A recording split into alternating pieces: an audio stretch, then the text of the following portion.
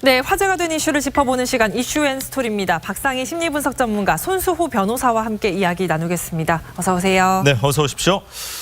명지 전문대 교수죠. 배우 최용민 씨가 미투 폭로 이 교수직 사퇴를 발표했습니다. 근데 더 충격적인 게 이 학과의 모든 남자 교수가 성추문 조사를 받고 있다면서요. 네, 배우이자 대학 교수인 최용민 씨가 이틀 전이죠. 28일에 사과문을 발표하고 또 사직서도 학교에 제출했습니다.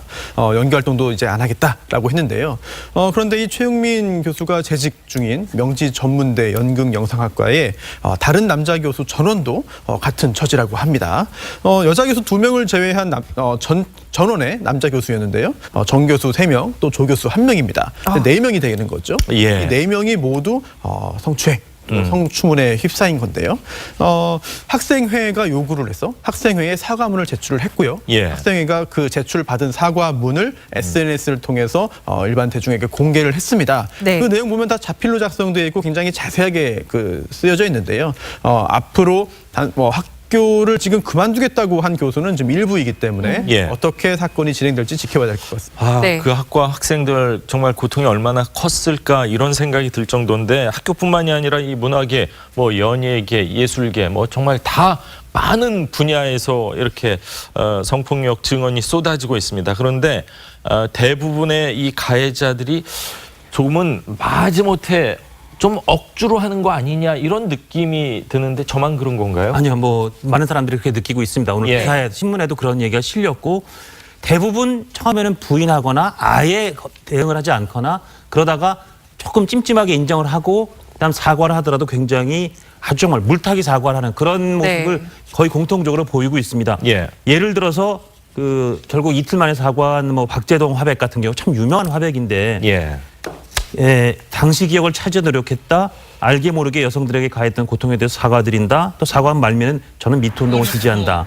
이런 얘기가 도대체 어떤 게 기억났다는 건지 네. 무엇에 대해서 사과한다는 건지가 좀 모호하고 미투 운동을 지지한다고 하면 이게 본인이 그러면 이 가해자로서의 사과를 하는 건지 아니면 이거 물타기라는 느낌이 너무 들지 않습니까? 예. 그런 원성이 쏟아지는데 뿐만 아니라 다른 배우 오달수 씨의 성추문 사과문에서도 기억이 선명하지 않았다라든지 이런 네. 얘기들을 함으로 인해서 그게 아주 톡 까놓고 하는 사과 같지 않다는 느낌이 들고 있습니다.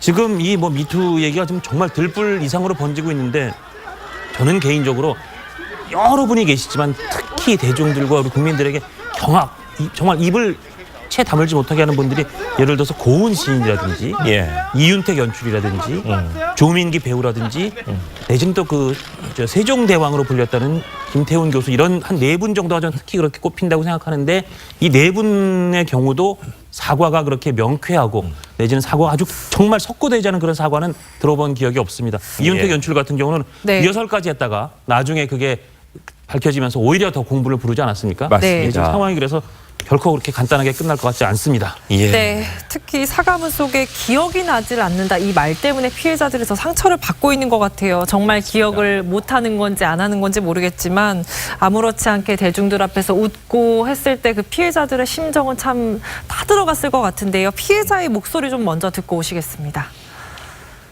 그 사람이 이렇게 추행을 하고 폭행을 하는 사람이 너무 많아서 모르는 건지 아니면 자기의 죄를 감추려고 해서 모른다고 하는 건지 제가 만약에 인간이라면 못 잊죠. 아니 처음에는 부인하거나 혹은 침묵하다가 좀 여론이 안 좋아지니까 마지못해 사과하는 모양새가 참 많은 것 같아요 이번에. 네, 그렇습니다. 그렇기 때문에 그 사과는 정말 진정성 있는 사과라고 볼 수는 없죠. 왜냐하면 사과의 정말 핵심은 진정성 있게 피해를 당한 자에게 그 마음을 위로하고 맞습니다. 뭔가 보상을 하고 이런 거잖아요. 근데 지금 보여주는 모습은 보면 일단은 버티겠다. 여론이 어떻게 흘러가는지를 보겠다라는 일단은 결심을 하는 것 같습니다. 그리고 여론이 본인에게 굉장히 굉장히 불리하게 가거나 실명으로 누군가 폭로를 하거나 여러 명의 더 폭로자가 나타나면 그때 이제 사과를 하는 모양새가 전체적인 모양새인데요. 이렇게 하다 보니까 이제 사과의 방법도 굉장히 모호한 거죠. 구체적으로 누구에게 어떻게 미안하다가 아니라 유체 이탈법을 쓰거나 뭔가 내 감정에 치중하거나 이런 식의 사과가 이어지기 때문에 대중도 그렇고 피해자들도 그렇고 마찬가지로 그 사과에 대해서 진정성을 제기할 수밖에 없는 상황입니다. 네. 그렇군요.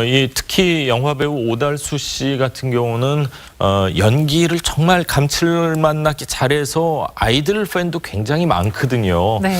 오랜 침묵과 부인 끝에 결국 뭐 사과는 했지만 사과문에 진정성이 이게 있는 거냐 이런 논란 때문에 또 비난을 좀 받는 것 같아요. 그렇습니다. 상당 기간 침묵을 보였고 또 한 차례 부인까지 했기 때문에 사과문의 내용 등을 굉장히 많은 분들이 궁금해하셨죠. 그런데 사과문을 발표한 것도 중요하지만 사실 어떤 내용이고 그렇죠. 어떠한 표현인지도 상당히 중요합니다. 맞습니다. 그런데 사과문 곳곳에 약간 좀 의아한 듯한 그런 의아함을 감출 수 없는 표현이 등장하기 때문에 많은 분들이 더 안타까워하는데요. 네. 심지어 덫에 걸린 짐승이라고 본인을 표현하거나요. 아니면 기억이 선명하지 않다는 표현을 또 썼습니다. 또 어떻게 말하든 변명이 될 것이고 아무도 안 믿어주시겠지만 이라고 예. 하면서 뭔가 억울한 부분이 있다라는 점을 계속 드러냈는데요. 실제로 그런 부분이 있을 수도 있습니다만 예. 지금 같은 상황에서 사과를 함에 있어서는 효과적이지 못한 표현들이 들어간 것이 아닌가 생각이 됩니다. 네, 아니 피해 여성에 대해서 연애 감정이었다 또는 합의하에 맺은 관계다 이렇게 주장하는 경우가 있는데 예. 좀 자신의 죄에 좀 면죄부를 주고 싶은 마음 이런 것 때문에 이렇게 말을 하는 걸까요? 그러니까 이제 이게 가해자 남성들이 열이면 일곱 여덟은 다 이 얘기를 하는 네. 거죠. 이게 내가 성추행을 한 것이 아니고 내가 연애 감정을 갖고 있었거나 혹은 우리는 연인이었다라고 얘기를 하는 거예요. 그러니까 우리나라 사회 정서가 뭔가 서로 둘이 사랑하다가 성적인 일이 일어났으면 그거에 대해서는 상당히 이해를 좀 해주려고 하는 정서가 있다 보니까 내가 강제로 한 것이 아니라 일방적인 것이 아니라 감정의 교류가 있었다라고 얘기를 하는데요. 이건 너무 많은 가해자들이 이렇게 표현을 하고 있지만 피해자들은 가장 몸서리를 치는 표현이 바로 이겁니다. 이것이 네. 왜 일방적이지가 않고 우리가 서로 애정이 있었다는 것인가 그러면 합의가 됐다는 것인가 이런 질문을 할 수밖에 없기 때문에 이런 연애 감정이었다라는 것은 물론 정말 그런 일이 100% 없었다라고는 얘기할 수 없지만 제가 예. 생각했을 때 대부분은 변명이 아닐까 하는 생각이 좀 드네요. 네. 그렇군요. 연애 감정이라는 건 사실 그 상대방도 공감을 해야 될 텐데 이런 미투 운동에 참여를 했다는 건 사실 전혀 공감을 못했기 때문에 폭로를 한 걸 텐데 이런 이야기를 했을 때 이제 대중들이 어떻게 받아들이는지는 대중들의 또 몫이 아닐까 하는 생각인데 자 이른가 하면 이 사건이 지나가기를 그냥 기다리면서 입을 꼭 다물고 계신 분들도 있는데 네. 어떻습니까? 벌써 2주째 입장 표명이 없는 그런 사람이 있습니다. 예. 바로 연출가 오태석 씨인데요. 이제 극단 대표이기도 하죠. 15일에 문제가 이제 드러나고 결국은 2주가 지났지만 아직까지 잠적 중입니다. 예. 입장 표명이 없습니다. 또 고은 시인도 아까 이야기 나왔는데요. 역시 비슷한 것 같습니다. 사과문을 발표하긴 했어요. 하지만 그럴 의도가 아니었지만 지금 시점에 비춰볼 때 성희롱이라면 잘못했다고 생각하고 뉘우친다라는 내용이었기 때문에 이게 과연 진정성 있는 사과냐라고 하는 점에 대한 그 비판이 있는데요. 그 후에 또 추가적인 폭로가 있었지만 여기에 대해서는 또 지금 반응이 없거든요. 네. 예. 사실이라고 한다면 모든 사람들이 진지하게 사과하고 반성할 필요성이 당연히 있겠죠.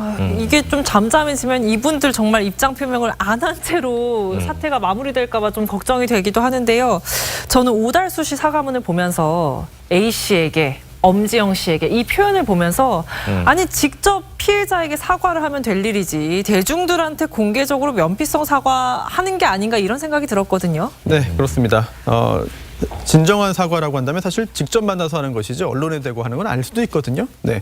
하지만 지금 시점에서 이제 자신을 지목한 그런 그 사람을 만나고 싶지 않을 겁니다. 왜냐하면 만나고 싶어서 연락했다, 또 만났다라고 하면 그게 또 보도가 될 것이고요. 예. 네, 그런 상황을 피하고 싶을 건데 왜냐하면 계속해서 다른 사람들이 지목되고 있어요. 그런 상황에서 본인이 조금만 기다리면 묻힐 수가 있다라는 예. 그런 생각을 할 수도 있습니다. 네. 예. 네, 그리고 또 지금 상황에서 굳이 만나서 직접 사과를 할 필요성이 없다는 현실적인 생각을 할 수도 있는데요. 네. 왜냐하면 이게 법적으로 수사가 진행되고 또 처벌까지 이어진다. 그럴 가능성을 높게 보지 않을 수도 있습니다. 왜냐하면 공소시효라든지 고소기간 등등의 문제가 있기 때문에 실제로 수사와 처벌로 이어지지 않는다고 한다면 굳이 지금 상황에서 만나서 구체적인 합의라든지 또는 사과를 통해서 법적인 부분의 어떤 그 불이익을 제거하기 위한 노력을 할 필요성도 매우 낮거든요. 네. 이런 점들도 다 종합적으로 고려된 것이 아닌가 또 이렇게 짐작됩니다. 그렇군요. 그렇군요. 배우 입장에서는 사실 어디를 돌아다녀도 다 알기 때문에 사과를 할 수밖에 없는 그런 사회적인 분위기가 되는데 얼굴이 많이 안 알려지신 분들 입장에서는 좀 뒤에 숨고 싶은 마음이 있는 것이 아닌가 그런 좀 안타까움도 있는 것 같습니다.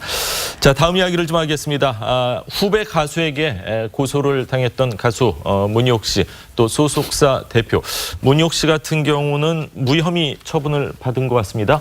예, 그러니까요. 그 후배 가수를 협박했다. 그리고 연예활동 명목으로 거액을 받아서 가로챘다. 이런 혐의, 네. 이런 혐의로 고소를 당했었는데 문희옥 씨에 대해서 경찰 조사에서 무혐의 판단이 나왔습니다. 예. 그리고 그 같이 이제 고소를 당했던 이 소속사 대표는 다른 부분 말고 추행 혐의에 대해서가 기소 의견으로 이제 검찰에 송치가 됐는데요. 그러니까 경찰이 보기에는 그 소속사 대표나 문희옥 씨의 사기 혐의 이런 게 인정이 되지 않는다. 예. 그리고 문희옥 씨가 그 후배 가수를 협박했다는 주장도 혐의가 인정되지 않는다. 이런 일단 판단을 내렸습니다. 네. 예. 피해자는요, 소속사 대표의 성추행 사실을 문희옥 씨에게 알렸을 때 협박과 해유가 있었다는 주장을 했었잖아요. 그 당시 통화 내용을 먼저 들어보시겠습니다. 그럼 해봐 그러면 어떻게 사장한테 얘기해서 사장님 가서 다 불어버리세요. 사장님은 형 살고 나오면 되지만 넌 어디 가수 이름 하나 못 대. 아주 좋겠다 아주 신인 가수 아주. 뭐 성추행으로 어쩌고 저쩌고 기사 떠가지고 뭐 하는 거야 지금. 뭐 진실이라는 게 세상에 알린다고 다 되는 건지 알아? 바보야? 아니, 문희옥 씨는 이것에 대해서 조언이 서툴렀다고 해명을 했는데 사실 제가 후배라면은 이 통화 내용이 굉장히 무섭게 느껴졌을 것 같거든요. 그런데 이제 피해자 입장에서 판단을 해야 되는 거 아닌가요? 협박이라는 게? 네, 그러니까 이제 문희옥 씨는 이게 조언에 서툴렀고 그 조언을 한 이유는 가요계 선배로서 후배를 아끼는 마음에 그에게 도움이 됐으면 좋겠다라고 생각하면서 이제 조언을 했다고 얘기하는데 이거는 굉장히 좀 누가 봐도 그런 진심이 느껴지지는 않거든요. 다만 경찰이 봤을 때 이걸 협박으로 볼 정도로 심각하냐라고 봤을 때 협박은 아니다라고 거기까지는 보는 아니다. 정도지만 이게 정말 후배를 위하는 진정한 마음으로 조언을 한 것이다라고에 동의할 수 있는 사람이 몇 명 있을까요? 그렇군요. 항상 느끼는 거지만 이 법과 우리 감정 사이에는 괴리가 분명히 조금씩은 남아있지 않나 하는 네. 생각인데 자, 문희옥 씨 당시 피해자뿐만이 아니라요. 주변 사람들까지 이렇게 언급을 하면서 압박에 나섰는데 잠시 들어보시죠. 여러 가지로 너무나 일이 커. 현미 언니도 엄청 일이 커져. 너 도와주려고 했다가 현미 언니까지 크게 다친단 말이야. 나도 다치고 너도 다치고 다 다쳐. 진실을 하나 까발려가지고 너희 아버지 마음 아프게 하는 거 좋아? 너희 할머니, 너희 선생님들, 네 친구들, 응? 너 손가락질 받는 거 좋냐고. 예, 맞는 말일 수도 있지만 본인이 겪을 추가 피해와 주변 사람들이 겪을 그 어려움이나 고통 같은 거 생각했을 때 이렇게 정말 나서서 이렇게 하기가 쉽지가 않을 것 같아요. 네, 저희가 지금 전에서도 미투 운동에서 얘기했지만 네. 이 미투 운동을 하다 보면 많은 분들이 왜 이제 와서 15년 후에 20년이 흐른 후에 이제 와서 고백을 하느냐, 왜 폭로를 하느냐라고 질문을 하시는 분들이 있는데 이런 성적인 어떤 경험은 10년, 20년 참는다고 그게 없어지거나 그 트라우마가 사라지는 건 아니고요. 네. 이게 시간을 두고 굉장히 참으려고 해봤지만 그 상처가 처리가 되지 않는 거거든요. 근데 이들에게 얘기를 하는 주변 사람들이 어떤 사람들이 있냐면 너 하나만 참으면 돼. 너 하나만 입 다물면 모두가 편해져. 라고 얘기를 하면서 정말 피해자로 만들어버리는 거죠. 예. 그렇기 때문에 문희옥 씨의 이 발언 역시 너 하나만 참으면 너네 가족도 다 편하고 나도 편하고 네 선배들도 편한데 왜 폭로를 하느냐라는 것이에요. 그렇기 때문에 이것은 결국에는 또 가해자가 되는 이야기고 피해자로서는 굉장히 상처가 되는 이야기입니다. 네. 어쨌든 경찰에서는 협박까지는 아니다라고 판단을 했는데 협박죄가 성립되려면 어떤 요건들이 구체적으로 있었어야 되는 거예요? 네, 협박을 네. 법에서 정의하고 있는데요. 그 법원에서 네. 이제 다른 사람으로 하여금 공포심을 일으킬 수 있을 정도의 해악을 고지한다. 즉 겁을 먹을 수 있을 정도로 불이익한 것을 이야기할 경우에 협박죄가 성립합니다. 그런데 이게 지금 들으셔도 아시겠지만 상당히 추상적입니다. 그래서 구체적으로 어떤 일들이 있었는지 등등을 보고 판단하게 되는데 이 사안 같은 경우에는 전화통화 녹음 파일이 있거든요. 그 내용을 통해서 판단을 했을 겁니다. 그런데 제가 알기로는 굉장히 길다 그래요. 분량이 많다고 합니다. 예. 그런데 언론에 공개된 부분은 일부분이고요. 또 제가 짐작해 본다면은 그 중에서 좀 수위가 높은 발언들 위주로 공개가 됐을 겁니다. 예. 그렇다면은 공개되지 않은 부분, 상당 부분은 또 실제로 좀 낮은 수위의 설득 등이 실제로 있을 가능성도 있어요. 그렇기 때문에 경찰에서는 전체를 듣고 일단 불기소가 타당하다라고 하는 그 결정을 의견을 보인 것으로 생각되는데요. 네. 하지만 경찰은 이제 의견을 붙여서 검찰로 보낼 뿐이고요. 예. 실제로 기소할지 불기소로 끝낼지의 결정은 검사가 하는 거거든요. 네. 경찰은 이제 불기소 의견으로 검찰에 송치했을 뿐이기 때문에 검찰에서 추가 조사를 거쳐서 다른 결정이 나올 가능성도 현재로서는 존재합니다. 네. 경찰에서 무혐의 처분을 지금 일단 내린 거 아닌가요? 경찰은 처분을 내릴 수가 없고요. 예. 경찰은 불기소 예. 의견을 붙여서 검찰로 송치를 한 거죠. 그럼 네. 최종적으로 기소는 이제 검찰이 하니까 기소를 할 가능성도 있다 그런 말씀이신가요? 네, 이론적으로는 존재하죠. 현재로서는. 그렇군요. 네. 자, 아까 박상희 소장 말씀하신 것처럼 너만 참으면 돼. 어떤 개인 간의 문제에 있어서도 그렇고 회사 내부에서도 사실 그런 일들이 비일비재하거든요. 너만 참으면 되지 않냐. 회사 이름 정말 창피해지고 우리 부서가 뭐가 되냐. 이런 얘기를 했을 때 그 겪은 본인 입장에선 마음의 심적 고통이 얼마나 컸을까 좀 상상이 되는 것 같습니다. 자, 이렇게 뭐 일단은 기소가 안 될 가능성이 높기는 하지만 경찰에서 무혐의 처분을 했으면은 가요계 활동 다시 이렇게 순조롭게 시작하는 데 문제가 없는 거죠? 일단은 뭐 무혐의 처리가 됐기 때문에 문희옥 씨가 무대에 서는 것까지 막을 수는 없을 것 네. 같습니다. 이제 다만 도의적인 책임을 지고 그 소속사 대표는 성희롱 성추행 혐의가 인정된다고 했기 때문에 아마 어느 정도의 반성 기간을 좀 가진 후에 그렇겠네요. 네, 다시 대기를 도모하는 것이 예. 대중에 대한 태도가 아닐까 하는 생각이 있습니다. 예. 네. 뭐 시간이 어느 정도 필요한지는 정확히 모르겠지만 나중에 또 무대에서 좋은 모습 보여주기를 기대를 하겠습니다. 다음 이야기를 좀 하도록 하겠습니다. 미국에서 이 플로리다 총기 참사, 이 총기 규제 움직임이 일고 있는데 한 결혼식장에서요 작은 총이 아니라 정말 큰 총을 든 참석자들이 등장을 해서 주의를 좀 긴장시켰네요. 예, 말씀하신 것처럼 지금 플로리다주 그 학교에서 일어난 총기 사고 굉장히 미국에 큰 파문을 불러일으키고 네. 있고 심지어 트럼프 대통령의 총기 옹호 입장까지도 바꿀 정도인데 네. 예. 거기에 사용된 소총이 AR-15라는 반자동 소총이라고 합니다. 이 소총이 미국 뉴욕에서 서쪽으로 한 2시간 거리에 있는 펜실베니아, 지금 나오는 저 영상인데요. 예. 저기의 한 교회에서 열린 합동 결혼식에 거의 같은 종류의 소총이 수백 정이 등장을 한 겁니다.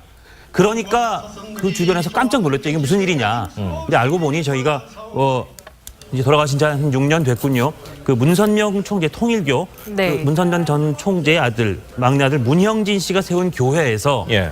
한국에서 온 분 한 170명의 신도까지 포함해서 한 600여 명이 참석한 합동 결혼식이었습니다. 예. 근데 저기 올 때 그 쇠막대를 가져와라. 쇠막대. 네, 쇠막대를 가져와라. 근데 쇠막대라는 게 성경에서 이 총기를 의미한다고 합니다. 그래서 총기를 가져와서 실제로 지금 저 총기를 든 모습들이 아마 영상에서 보이실 거예요. 그리고 다 저렇게 그 머리에는 왕관을 쓰고 여성들은 하얀색 드레스. 이 교회가 예. 총기라고 의미한다고 믿은 거죠. 그러니까 그렇죠. 네. 그래서 정확히 그 교회를 네. 따른다는 취지에서 이제 네. 총기를 가져오려 했는데 그 총기가 마침 또 얼마 전에 그 이 고등학교의 총기 사고 총격 사건에서 사용된 거 같은 총기였고 네. 이렇게 왕관을 쓰고 총알 왕관이죠. 저렇게 쓰고 있는 모습이 밝혀지니까 주변에 있던 사람들도 깜짝 놀라고 이게 무슨 일이냐. 그렇네요. 그래서 안 놀랄 수가 없죠. 얼마 전에 예. 그런 참극이 있었는데 근데 하여튼 저런 합동 결혼식이어서 뭐 저게 일종의 뭐 해프닝처럼 뭐 됐습니다만 지금 영상 보시면서도 참 지극히 이렇게 평범해 보이는 예. 그런 장면은 아니다 그런 생각들이 미국에서 이 총기 사고가 얼마나 많이 나면은 내 몸은 내가 지킨다 하고 이렇게 총을 가지고 왔을까